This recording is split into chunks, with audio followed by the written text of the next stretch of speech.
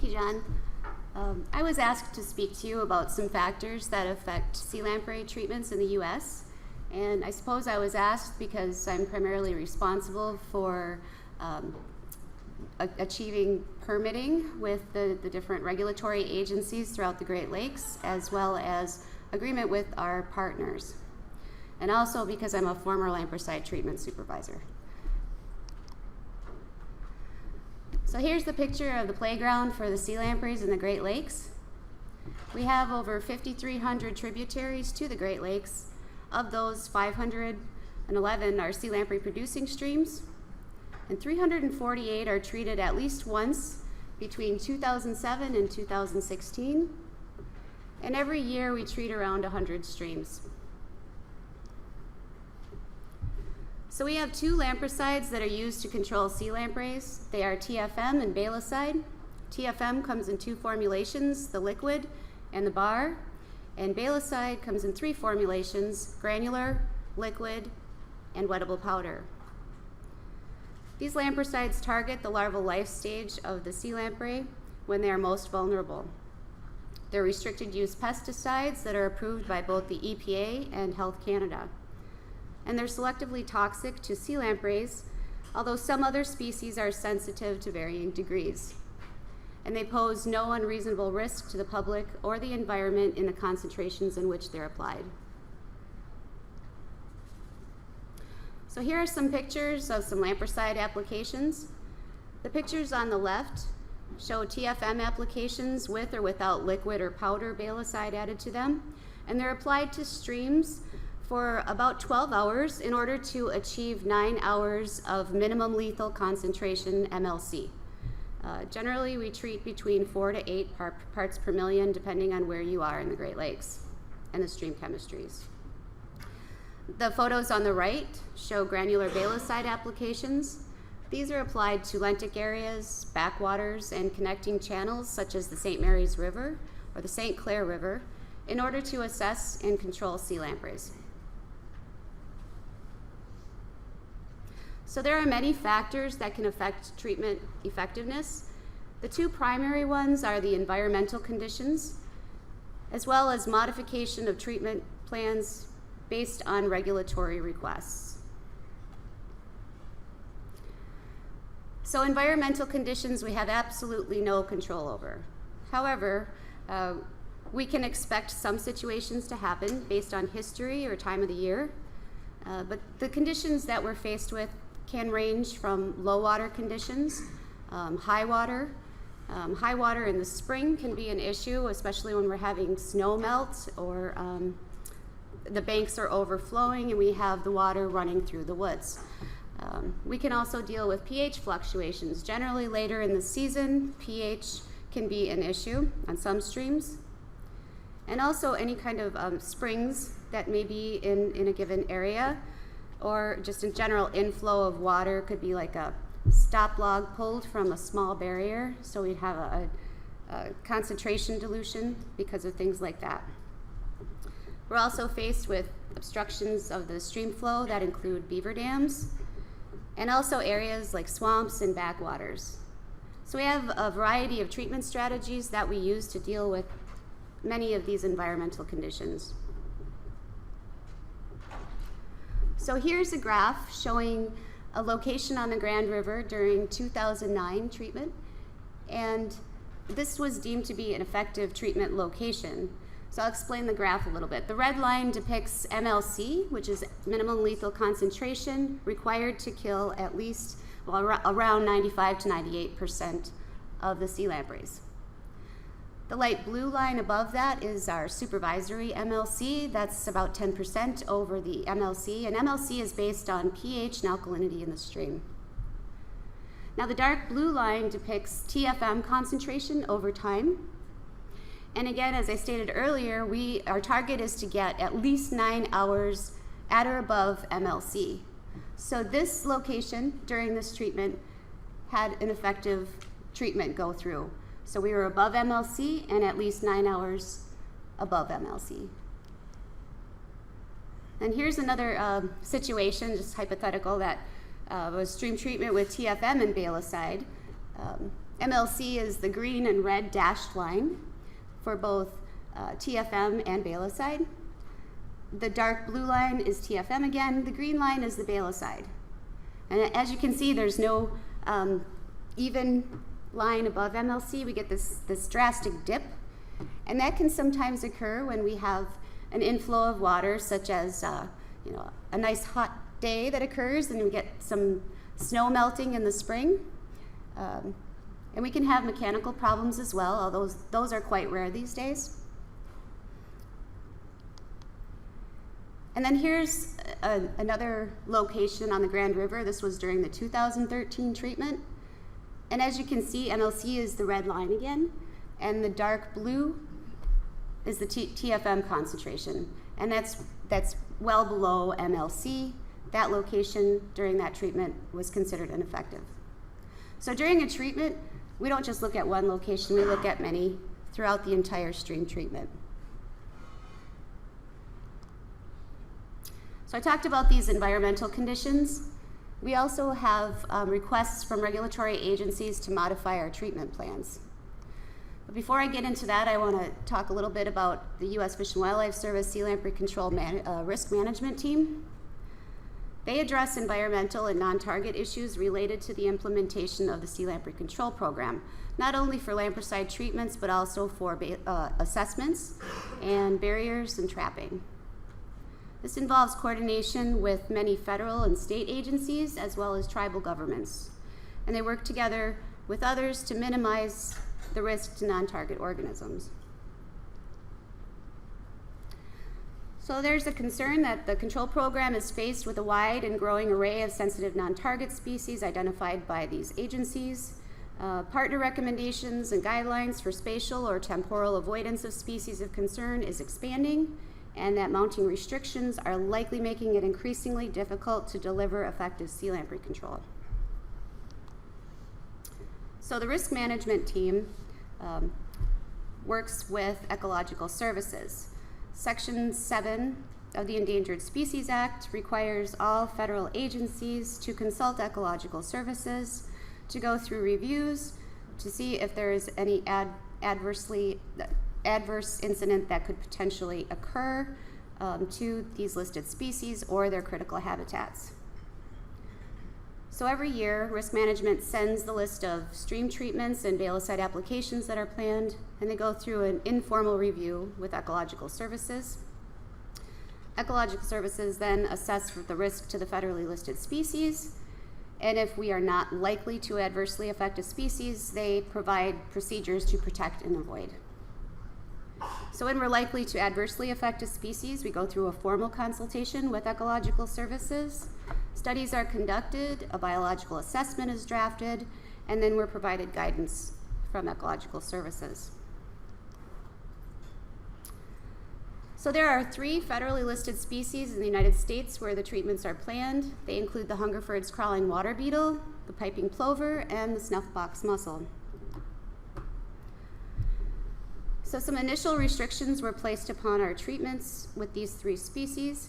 First one being Hungerford's crawling water beetle. In 2004, we were asked to not treat 5 to 6 miles of stream in the upper area of the Carp Lake outlet because this was where the beetle lived.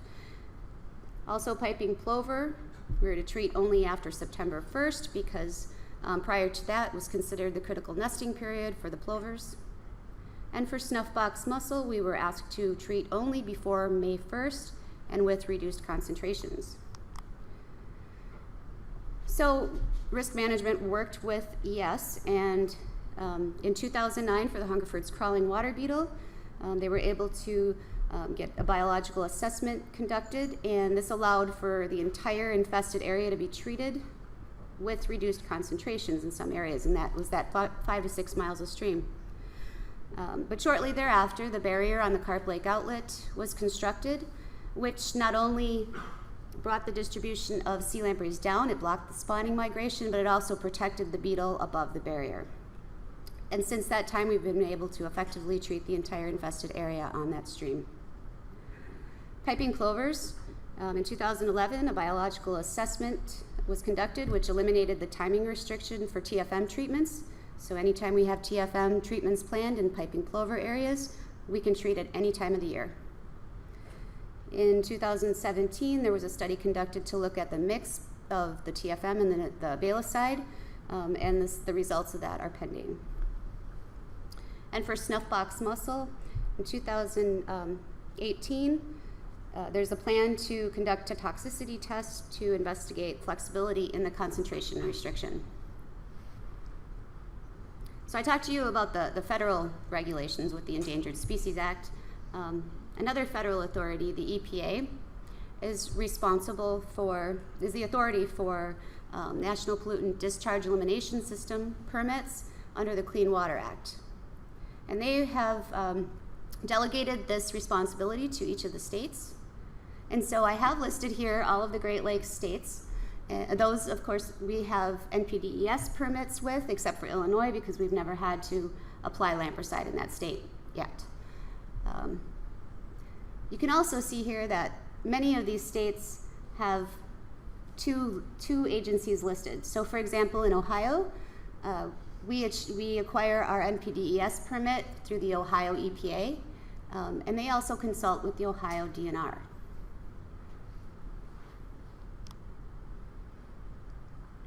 So each year, usually around late December, after we have a treatment schedule put together, we submit the list of treatments along with balicide application locations to the different states, the regulatory agents, as well as our partners. And we ask for concurrence on these treatments. Many times they come back and they have state-listed species, such as lake sturgeon in Michigan, horny-head chubs in Pennsylvania. But not only that, those listed species are talked about, but also other species such as salmon, mud puppies, walleye, stonecats, suckers, the list goes on.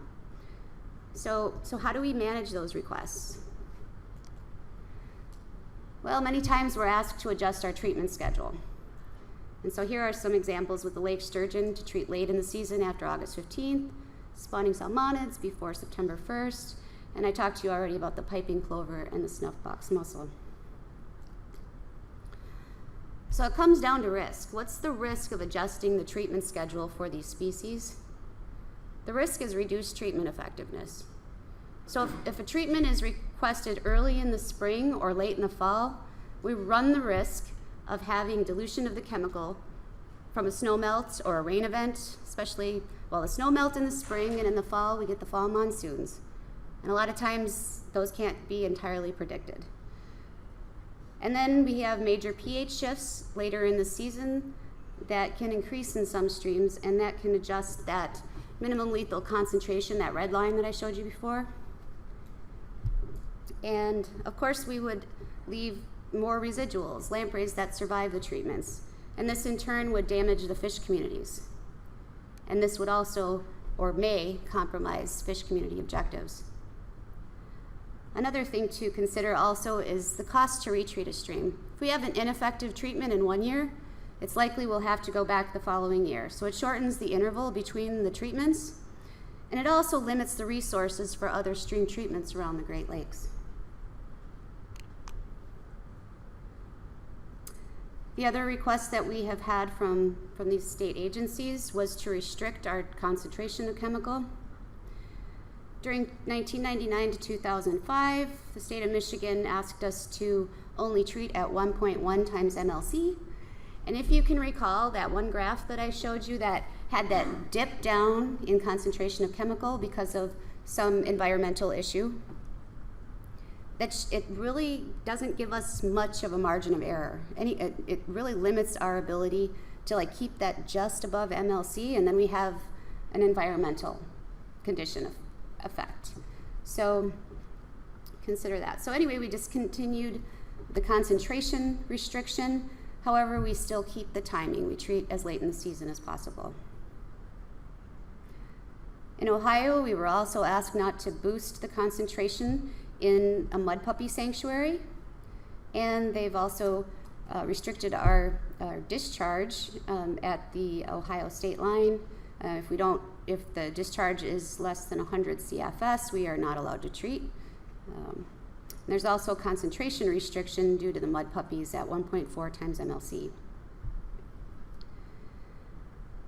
We've also been asked to not treat areas because of a state-listed species. This was the case with the horny-head chub in Pennsylvania. So this occurred in the 1990s. And in 2014, a toxicity test was conducted with USGS and our risk management team, along with Pennsylvania Fish and Boat Commission's assistance. And so this eliminated the restriction from that upper area. So we were allowed to treat up there. We did have a concentration restriction imposed upon us, but it was a wide enough margin that we could work with, so it was manageable. And so now, from that time onward, we're able to treat the entire infested stream.